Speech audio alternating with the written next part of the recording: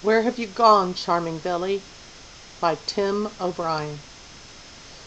The platoon of 26 soldiers moved slowly in the dark, single file, not talking.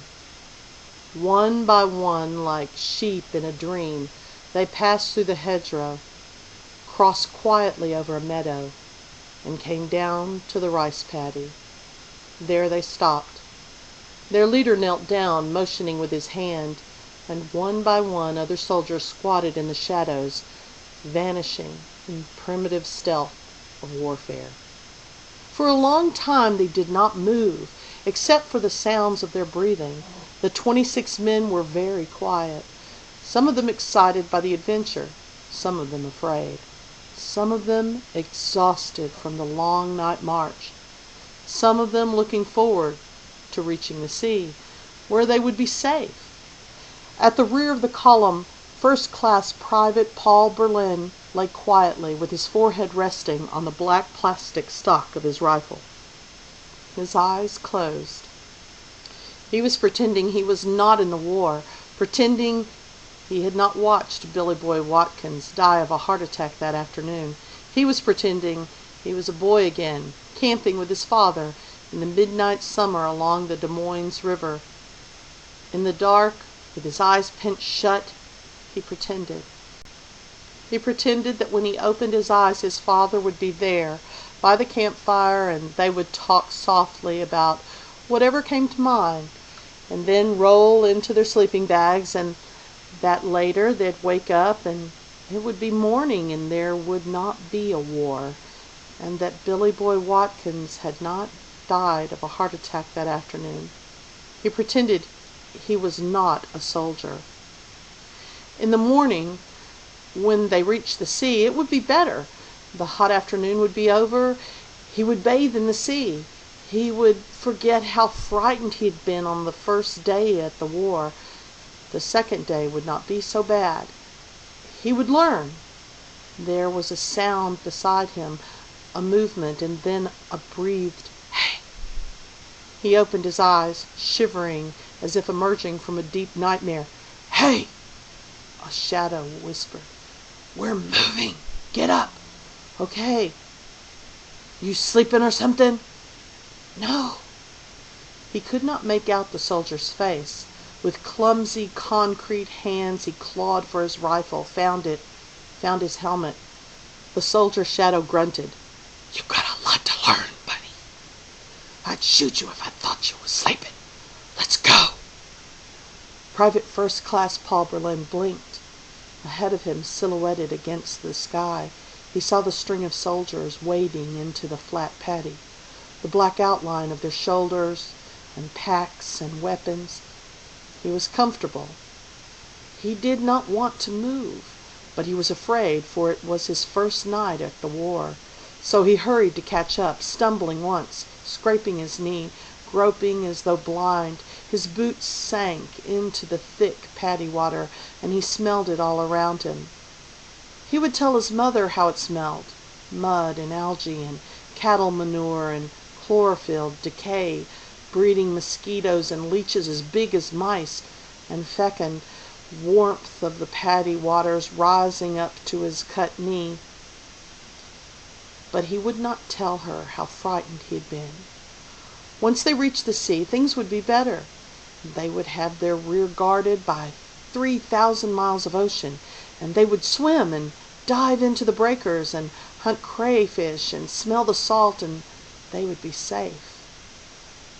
He followed the shadow of the man in front of him. It was a clear night. Already the Southern Cross was out, and other stars he could not yet name. Soon, he thought, he would learn their names. And puffy night clouds. There was not yet a moon. Wading through the paddy, his boots made sleepy, sloshing sounds, like a lullaby, and he tried not to think. Though he was afraid, he now knew that fear came in many degrees and types and peculiar categories, and he knew that his fear was not so bad as it had been in the hot afternoon, when poor Billy Boy Watkins got killed by a heart attack. His fear now was diffuse and unformed, ghosts in the tree line. Nighttime fears of a child, a boogeyman in the closet that his father would open to show empty, saying, "See? Nothing there, champ. Now you can sleep." In the afternoon it had been worse. The fear had been bundled and tight, and he had been on his hands and knees, crawling like an insect, like an ant escaping a giant's footsteps, and thinking nothing, brain flopping like wet cement in a mixer, not thinking at all, watching while Billy Boy Watkins died. Now, as he stepped out of the paddy onto a narrow dirt path, now the fear was mostly the fear of being so terribly afraid again. He tried not to think. There were tricks he had learned to keep from thinking. Counting. He counted his steps, concentrating on the numbers, pretending that the steps were dollar bills, and that each step through the night made him richer and richer, so that soon he would become a wealthy man. And he kept counting and considering the ways he might spend the money after the war, and what he would do. He would look his father in the eye and shrug and say, "It was pretty bad at first, but I learned a lot, and I got used to it." Then he would tell his father the story of Billy Boy Watkins, but he would never let on how frightened he had been. "Not so bad," he would say instead, making his father feel proud. Songs, another trick to stop from thinking. "Where have you gone, Billy Boy, Billy Boy? Oh, where have you gone, charming Billy? I have gone to seek a wife, she's the joy of my life, but she's a young thing and cannot leave her mother." And other songs that he sang in his thoughts as he walked toward the sea. And when he reached the sea, he would dig a deep hole in the sand, and he would sleep like the high clouds, and he would not be afraid any more. The moon came out, pale and shrunken to the size of a dime. The helmet was heavy on his head. In the morning he would adjust the leather binding. He would clean his rifle, too. Even though he had been frightened to shoot it during the hot afternoon, he would carefully clean the breech and the muzzle and the ammunition, so that next time he would be ready and not so afraid. In the morning, when they reached the sea, he would begin to make friends with some of the other soldiers. He would learn their names and laugh at their jokes. Then, when the war was over, he would have war buddies, and he would write to them once in a while and exchange memories. Walking, sleeping in his walking, he felt better. He watched the moon come higher.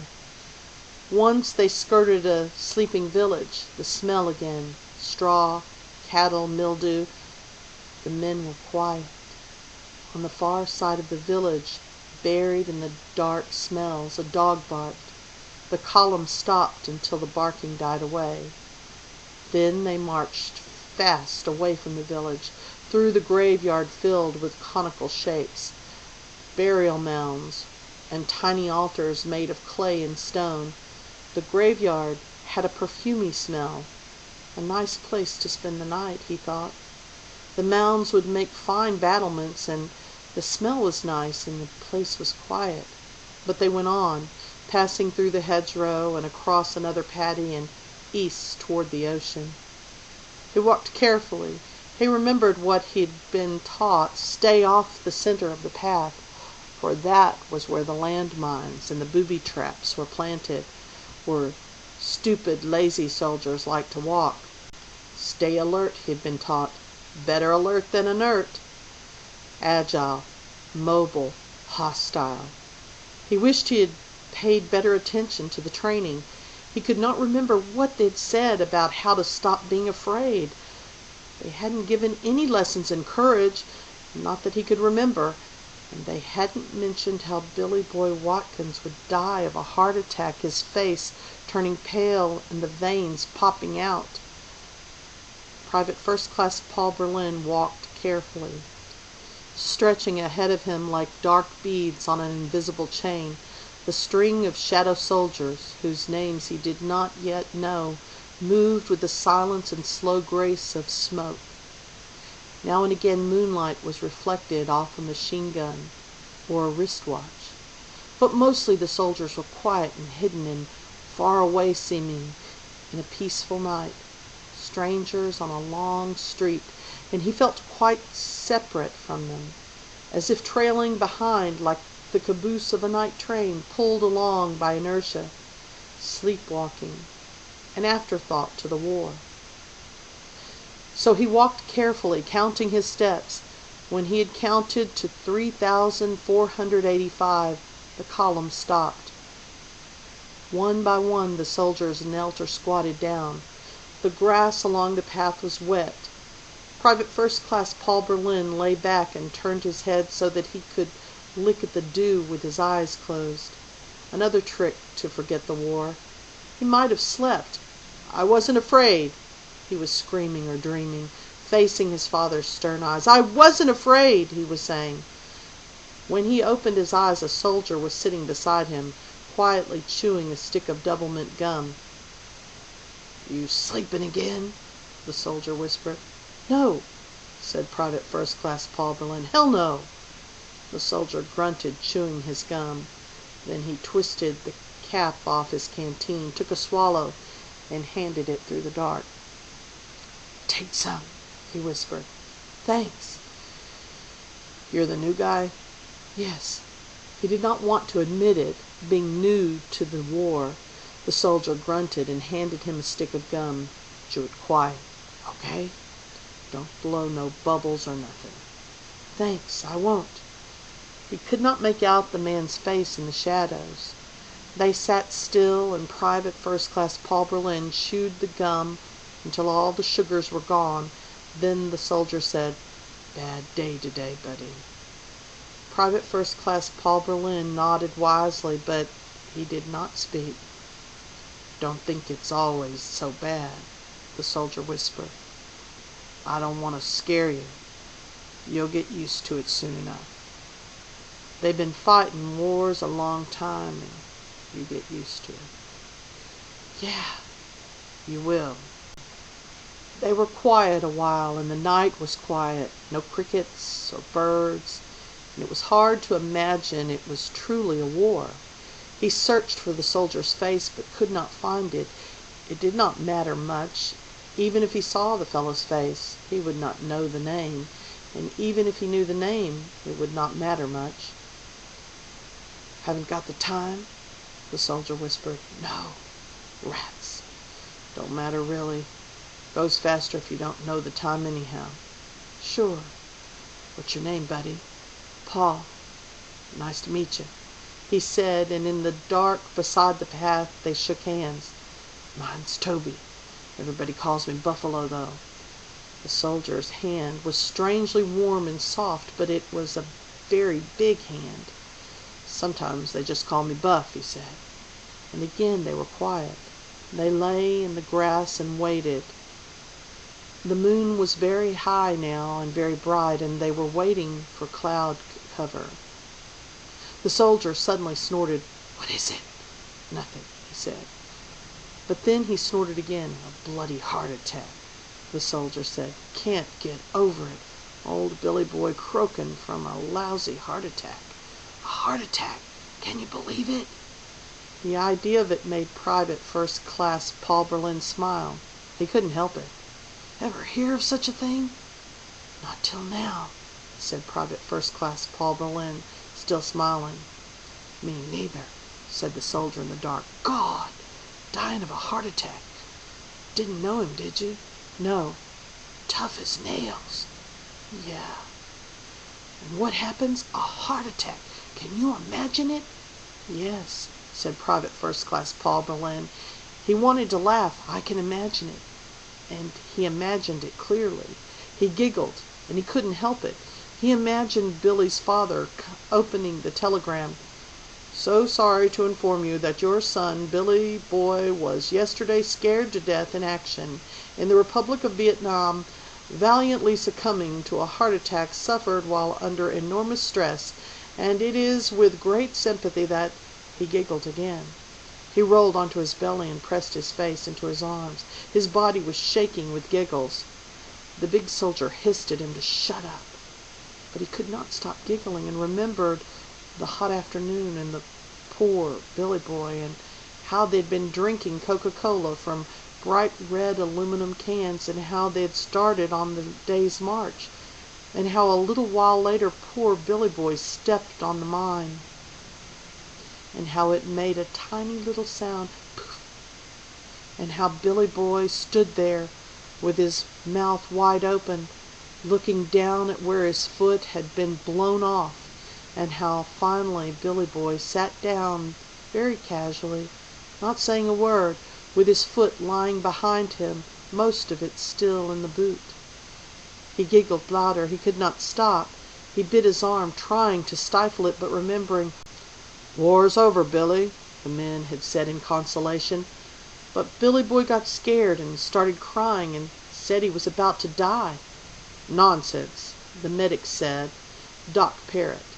But Billy Boy kept bawling, tightening up, his face going pale and transparent and his veins popping out, scared stiff.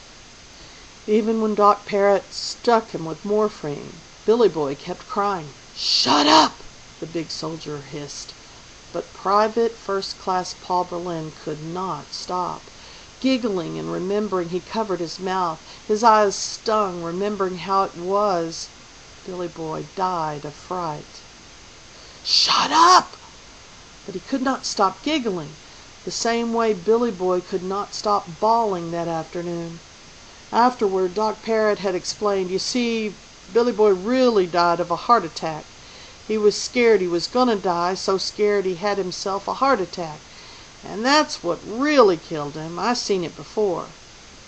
So they wrapped Billy in a plastic poncho, his eyes still wide open and scared stiff, and they carried him over the meadow to a rice paddy. And then, when the medevac helicopter arrived, they carried him through the paddy and put him aboard. And the mortar rounds were falling everywhere, and the helicopter pulled up, and Billy Boy came tumbling out, falling slowly and then faster, and the paddy water sprayed up as if Billy Boy had just executed a long and dangerous dive, as if trying to escape Graves registration, where he would be tagged and sent home under a flag, dead of a heart attack. "Shut up!" the soldier hissed. But Paul Berlin could not stop giggling, remembering, scared to death. Later, they waded in after him, probing for Billy Boy with their rifle butts, elegantly and delicately probing for Billy Boy in the stinking paddy, singing, some of them, "Where have you gone, Billy Boy, Billy Boy? Oh, where have you gone, charming Billy?" Then they found him, green and covered with algae, his eyes still wide open and scared stiff, dead of a heart attack, suffered while... "Shut up!" the soldier said loudly, shaking him. But Private First Class Paul Berlin could not stop. The giggles were caught in his throat, drowning him in his own laughter, scared to death like Billy Boy. Giggling, lying on his back, he saw the moon move, or the clouds moving across the moon, wounded in action, dead of fright, a fine war story. He would tell it to his father, how Billy Boy had been scared to death, never letting on. He could not stop. The soldier smothered him. He tried to fight back, but he was weak from the giggles. The moon was under the clouds, and the column was moving. The soldier helped him up. "You okay now, buddy?" "Sure. It was so bloody funny." "Nothing. You can get killed laughing that way." I know that." "You gotta stay calm, buddy." The soldier handed him his rifle. "Half the battle's just staying calm. You'll get better at it," he said. "Come on now." He turned away, and Private First Class Paul Berlin hurried after him. He was still shivering. He would do better once he reached the sea, he thought, still smiling a little. A funny war story that he would tell to his father how Billy Boy Watkins was scared to death. A good joke! But even when he smelled salt and heard the sea, he could not stop being afraid.